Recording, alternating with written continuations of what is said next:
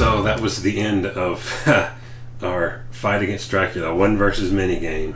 Yeah, this is we're kind of reviewing the game in and of itself too. Yeah. Because we've played it once, trying to learn it. Then once done, I played about half of the game to make sure I understood the rules. And this was our first full game. Mm-hmm. Yeah. So what did y'all think?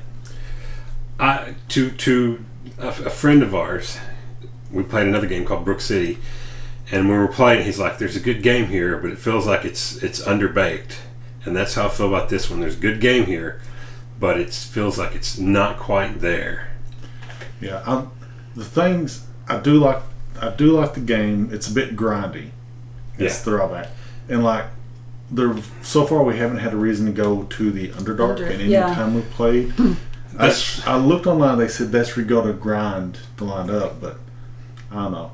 When I went down there, I got punished pretty hard. Yeah, he got killed. And I was wondering if maybe if you're playing Cthulhu, you go down to the basement more, Yeah. or is it still you're looking for the Ascent? I don't know. Yeah, but that's, from my perspective, there's no need to go to the basement unless, like John said, we wanted to grind up and get some more stuff. But yeah, and I would agree with that, because that was the same comment John and I made during the How to Play, when we did the How to Play. Same thing, like, why would we ever go to the basement? Because like you say, and once you go down there, you can only come back in that one door, and you have to keep discovering until you unlock the crossroads, which you just looked out and found it right out of the gate. But yeah, for those who are wondering, let's just do this real quick. I joined the Slayers. Yay. My other one it didn't quite work. It was a gentleman's agreement, which means I could have teamed up with another player, and we would have been against, we would have been our own team. So if we killed Dracula, our team would have won. But since there was just 2 of us, I was like, I would kind of like to join Jameson Marks. That'd be kind of funny, but it just wouldn't. I could also join Dracula, and then me and Dracula could have hunted down the people. So, but I didn't. I said the trader mechanics were really nice, in the sense, because as Dracula, I didn't know what he would be into. Mm-hmm. So, and I think it's kind of cool that you got killed, but you can still continue the game. Yeah. Gives you the unknown factor. Yeah, I could. It's interesting. Like I said, I like the game a lot. I enjoyed playing this. It reminded me a lot of I can say Betrayal at the House on the Hill. Yeah. Which the designer said he patterned this after Castlevania and Betrayal on the Hill. I could totally see it. Yeah, and he nailed it with that. It looks good.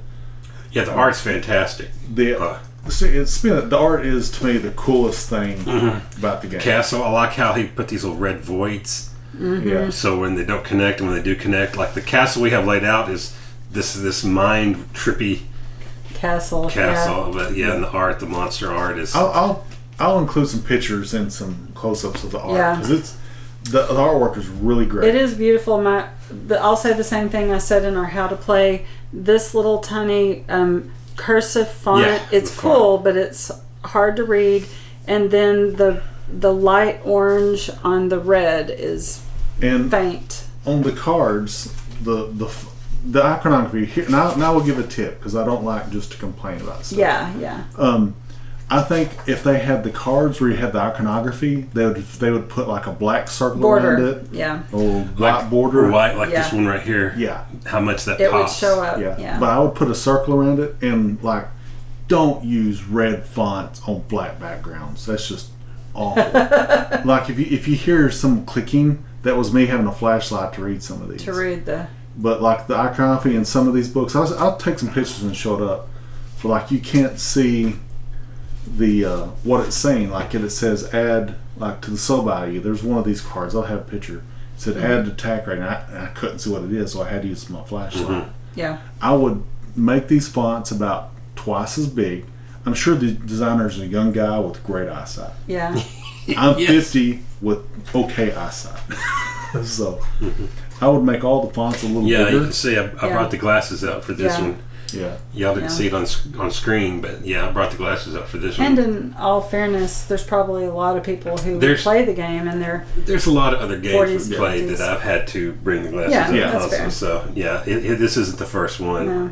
But the artwork is really nice. Artwork is gorgeous. If you do close-ups of these cards, they're really pretty. I'll take a picture of you and include it in the video. The armor, they're beautiful. Bow. And we already mentioned this, upgrade the little blood drops. We'll probably upgrade those. Yeah, the blood drops are really, really cool looking, but they are very, very tiny. Yeah, I started putting mine upside down so I could just grip them better, because if you put a flat side, you're like trying to grip them. You can't get them, yeah. And another clarification, Alan found it was under the castle rules. What happened, castle keep rules, Really? Whatever page, when you turn into a vampire, you do draw cards. Yeah, you do keep drawing cards. You do keep drawing cards, yeah. And just so the designer, I've asked a few questions on Board Game Geek and a few Discords, and he's actually responded to me. Yeah. He said he is working on a better rule book, a 2.0 rule book, which that could fix a lot of stuff. I'll say there's a game called Abomination out there, and Zombicide. If you've ever played Zombicide had a rule where if you were attacking a creature and he was in the same tile space as your character and you missed the creature, you automatically hit the character. And everybody hated that, so they fixed that. They're just like, no, just you miss them. They realized that was a mistake pretty quick. So like every Zombicide after that, you make mistakes, but Abomination, the guy made a whole new rule book and said play it this way. Everyone loves the game now. Yeah. So, and I think the guy he said he understood about these small tokens. He said it was the biggest design they could get at the time with this shape. So he's aware of some of the faults, and he seemed like a pretty nice guy. Yeah. Like I said, I know we're kind of poo-pooing on it. I don't poo-poo on it. I like this game a lot. I did like it. I'd play it again, yeah. Oh, yeah. It's his first game design, so it's a learning game. I'm sure he learned a lot, and it's actually a good game. Yeah, like I said, a lot of design of it's like the castle sitting on the Ascent. That's cool. Like, like you said, the Castlevania aspect of it is crazy sideways, like this hanging down like that. Well, you can't see it, but there's parts that hang down. And these were nice, like when you're adding up your fight, you can use these little trackers. That was nice. These cards, the powers on these cards, I liked them a lot. I thought he did a real good job. I like the cards and the bonuses. I like the artwork on the stacks, because actually if you arrange it, I'll do a picture, but it makes a Dracula. You can make your Dracula with the picture. It's just a little stuff that's really cool. I do like the blocks, and I do like the artwork and these little plugs, because it's not like the miniature that makes the game expensive or anything. Yeah. We did a player representation spotlight, and those we called tokens. They're not standees, they're not meeples, they're tokens. Yeah. I was just going to say these cards too, I don't know if I wouldn't call them double laminated, but they're very high quality. We call that not lace print. There's a certain type of printing they do for that. They don't. They've got a texture to them, so they don't get fingerprints on them. These are like, I feel like I won't do this, but I could spill coffee on it, wipe it off, and the card would be fine. It is good. The components are very good quality. Very nice. Mm-hmm. Yeah. One critique I would give the designer are these handouts. These are really good handouts when you got to look up your sheets. Yeah. But these are the only places the rules are found. For some of the rules. These should have been 2 pages in the rule book and the quick reference. If you play SETI over here, we got our one spaceship thing and all our scary stuff. There's a really nice. The player aids in that are fantastic. Yeah. They're like books. So. Yeah. And these are very good quality. I like the rules are on the Dracula card. Mm-hmm. I mean, it's got some design. Yeah, and this right here, the Dracula card, this little cape. Yeah. How cool is that little cape? Yeah. The Cthulhu is actually a Cthulhu head. And the players have vampire teeth. Yeah. And their abilities go in and see how it's little vampire teeth. And they flip over when you turn into a vampire, and their abilities flip over too. Just out of curiosity, what's y'all's opinion on game balance? Dracula versus the players. Like you said, I think it's a little grindy. As players, in order to get strength, you saw, I got my butt whipped by Dracula the second round. But of course, if I'd had more blood, I didn't know if he transitions like that. I think I could have won. I don't know. Yeah, I'd say it's kind of balanced. I think you could have been more aggressive, though. I could have been more aggressive. Yeah, I agree with that. You went light on us. There's a few things I went light because I wanted it to be fun. Yeah. And I don't think me just hammering would be good. No.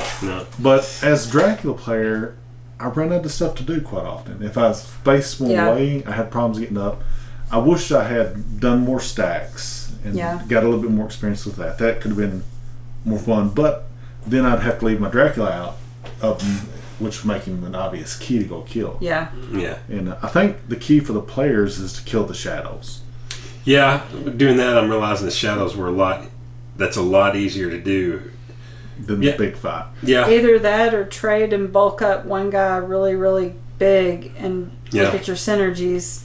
Now that we know, like, or get into Dracula quicker. Yeah. Try to find balance. Send 2 people chasing shadows, and then have 2 people bulking up with life and items so that they can go fight him while you're knocking out the essence and the shadows. Okay. But yeah, like I said, we're sitting there discussing strategy, so it's obviously a complex game. I think it's pretty well balanced. Yeah. It just there's if you've watched, there's a lot of parts where like now this now, and we've had that with other games though. There's been other games when we go now this now. There's a game I can't remember what it was, but I insisted it went this way, and then we got to the end. It's like, oh, I was wrong the entire time, and so. Like I had an advantage in a certain way, and I'm like, no, that's just I had a pariah victory, as they say.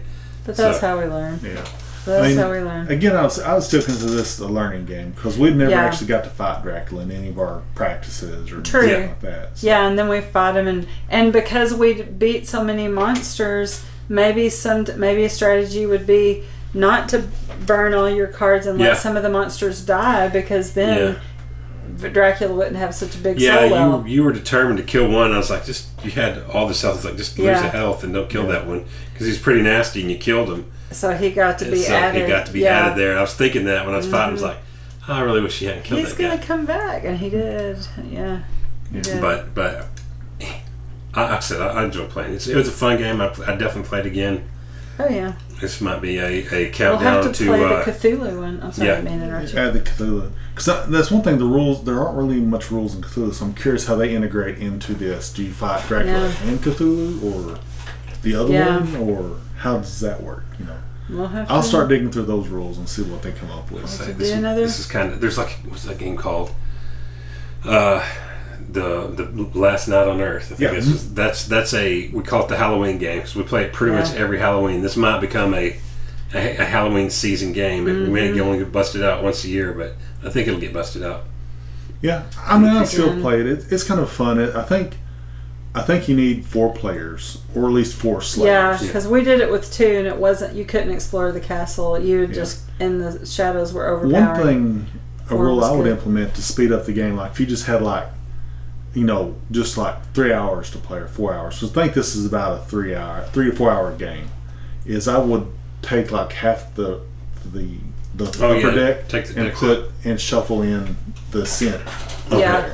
Like kind of like Pandemic. Kind of Pandemic. Push Speed it it to up. the top. There are games that do that. Yeah, you make like 4 decks, and you 4 even decks, and you put it in one of them, and then I would do that to speed the it Haunted up. Mansion, that one, you pick the bottom and you shuffle it in. It just happened to be the very bottom one when we played it, but it could have ended a lot sooner. But you could use that to gauge the time for it, like depending on your night to play. Like that some would be groups, a good modification. Yeah.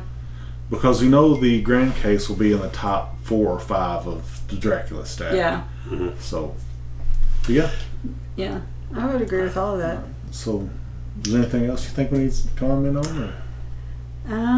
I can't think of anything. No. Fun game, great job, beautiful artwork. It, I'd play it again. He hit the mark on many things, and I think I will definitely check out the Cthulhu set of rules, and definitely would play it again with I would his look new out rules for other games this designer makes too. Yeah. Because I think he did, like I said, for first time, I think he did a real good job. Yeah.